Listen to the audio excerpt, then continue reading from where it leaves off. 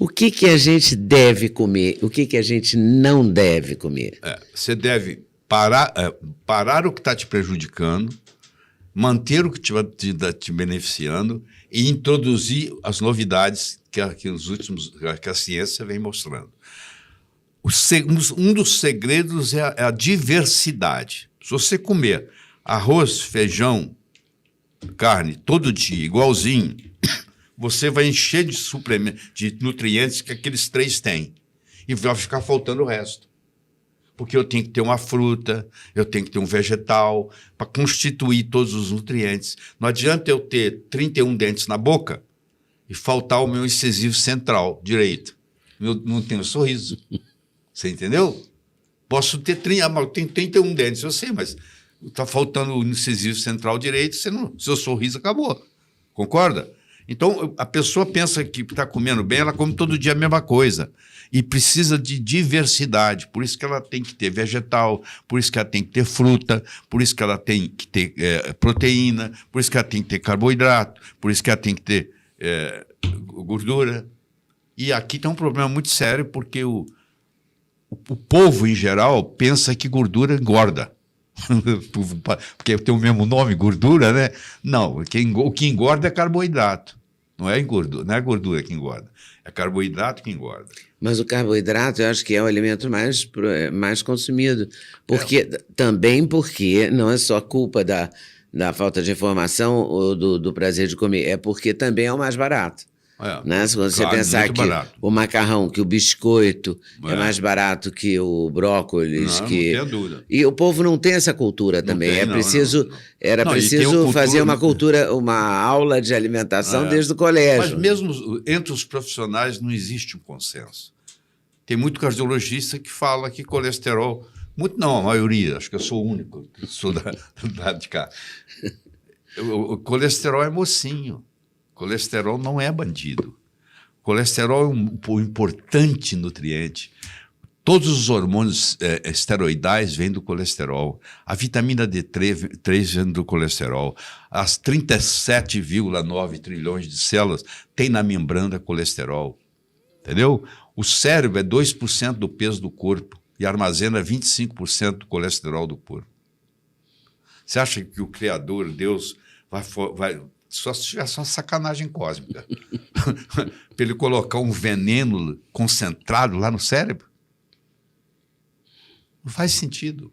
E por que todo mundo toma remédio para baixar o colesterol? Porque eles aprenderam a baixar o colesterol, só isso. Eles aprenderam a baixar. E quem começou lá atrás começou errado. Eles deram colesterol para coelho.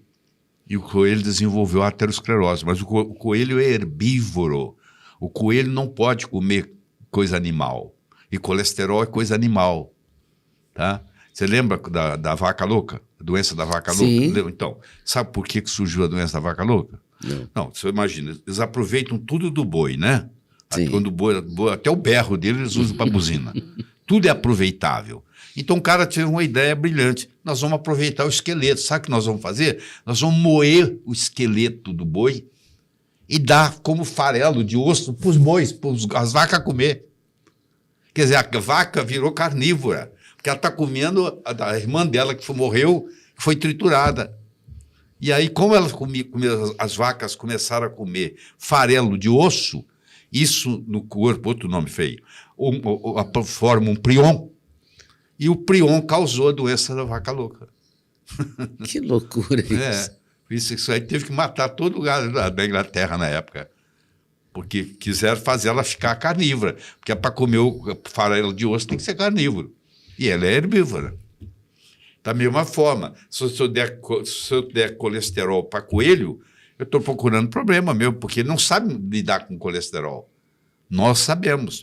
Mas a gente tem que respeitar o tal do limite que os americanos dizem, até 200, né? Não tem. Quando eu comecei a praticar medicina, há 51 anos atrás, o colesterol normal era 320. E só vem diminuindo. Você ainda vai ver diminuir mais ainda. Agora está em quanto? 199, 200, não é isso? 200, é. E a gente toma remédio para baixar o colesterol para mantê-lo em 200. Então está errado isso? Está errado. Do seu ponto de vista? Do meu ponto de vista está errado. Eu já escrevi livro sobre isso. Tá errado. Falar nisso, quantos livros você tem lá aí que eu já 42. não sei mais? Caramba! Então a gente deve evitar na alimentação. A gente tem que comer carboidrato, proteína, vegetais, legumes, frutas. Deixa eu só te tem que dar comer tudo. Deixa eu te dar uma de tudo um pouco, é Mas isso? assim, ó. Já ouviu falar em Hara Hashibu? Não, Hara, escreve aí, Hara. H-A-R-A. H-A-R-A. Hara. Hashi. R-A. H-A. H-A-R-A-H-A. Hara Hashibu. B-U. Hara Hashibu. Já ouviu falar disso? Não. Hara Hashibu é uma técnica, já começou no Japão, onde você senta na mesa e não come só 80% do que você queria comer. Ou seja, você mata a fome, mas sai ainda com lugar para mais comida. Então, lá onde tem mais gente longevo no mundo, que é na Okinawa, eles praticam o Hara Hashibu. E isso se espalhou pelo mundo. Você não pode comer para torrar. Você tem que sair dali com vontade, um pouquinho ainda de fome. Você entendeu? E como lá nos ancestrais, quanto mais longe for uma refeição da outra, melhor. Você deve ter ouvido falar no jejum intermitente. Sim. Tá? Hoje tem mais de 1.500 livros no Amazon.com sobre jejum intermitente. Quer dizer, se alguém tiver alguma dúvida, é só procurar. E fala-se que é uma técnica de sobrevivência. Sim, muito importante. Eu já entrevistei um médico cuja mulher teve câncer e ele receitou para ela fazer jejum durante, sei lá, 30 dias. E ela ficou fazendo isso e ele acha que houve uma remissão. É verdade. Jesus, Maomé, Moisés, os três concordavam no jejum. Eu nunca coisa que eles concordavam. Quer dizer que você é um defensor do jejum? Sim, sou um defensor. De horas de jejum de 12, 14, 16, 18, 24? Lá em casa a gente come, tem um lanche às 4 horas da tarde, depois eu como uma perinha dessa pera portuguesa lá pelas 7, 7h30. Nós nos jantamos. Não faz parte. E aí você só vai comer no dia seguinte. No dia seguinte. Então o seu jejum é de mais de 12, deve ser de mais de 14. Em torno de 14. Em torno de 14. Sempre isso diariamente? Diariamente. Eu não como pão, né? Eu raramente como macarrão uma vez ou outra, mas pão eu não como.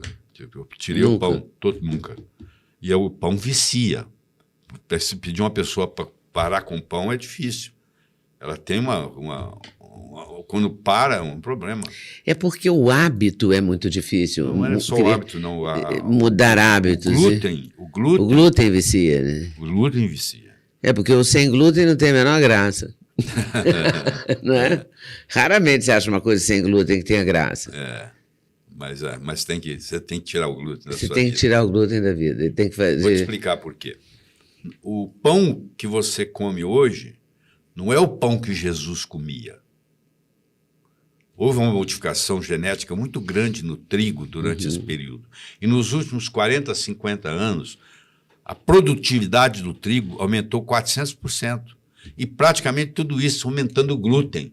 Então não existe organismo humano que vai se dar bem com glúten. Mesmo que você não tenha problema, você paga um preço por isso. E o glúten tem uma proteína chamada, vai ver um monte de nome feio, chamada gliadina. Essa gliadina é uma proteína de muito difícil digestão. E essa gliadina, quando ela cai no intestino, ela estimula a zonulina.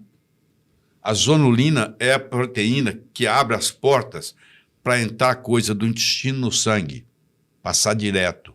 Aí passa a gliadina. Ela estimula a zonulina porque ela quer passar, ela quer entrar no sangue. Ela cai no sangue.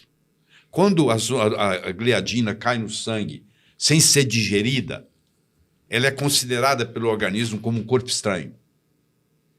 E aí é feito um anticorpo contra ela. Um anticorpo antigliadina. Por azar nosso, na cadeia peptídica da gliadina, tem uma cadeia de aminoácidos que, por azar nosso, a nossa tireoide também tem, parecida. Então, quando eu crio um anticorpo antigliadina, Na realidade, eu acabei de criar um corpo antitireoide. Isso tem um nome feio também, chama mimetismo molecular, também chamado homologia estrutural. Eu crio um anticorpo antitireoide. Aí o que acontece? Agora, aquele anticorpo começa a atacar a minha tireoide. Aí eu desenvolvo uma tiroidite Hashimoto, que foi causada pelo glúten. Não é a única causa, mas esse é um caso. Mas o glúten teve uma participação importante, digamos assim. É fundamental. Então, tirar o glúten é essencial. É essencial. Oi, gostou do pequeno trecho que você assistiu da entrevista do Dr. Laí Ribeiro? Pois saiba que tem muito mais na entrevista inteira, na íntegra. E está aqui no canal Leda Nagli do YouTube, à sua disposição, te esperando para melhorar a sua qualidade de vida, o seu nível de informação e a sua saúde. A gente espera vocês na entrevista completa do Dr. Laí Ribeiro. Até lá.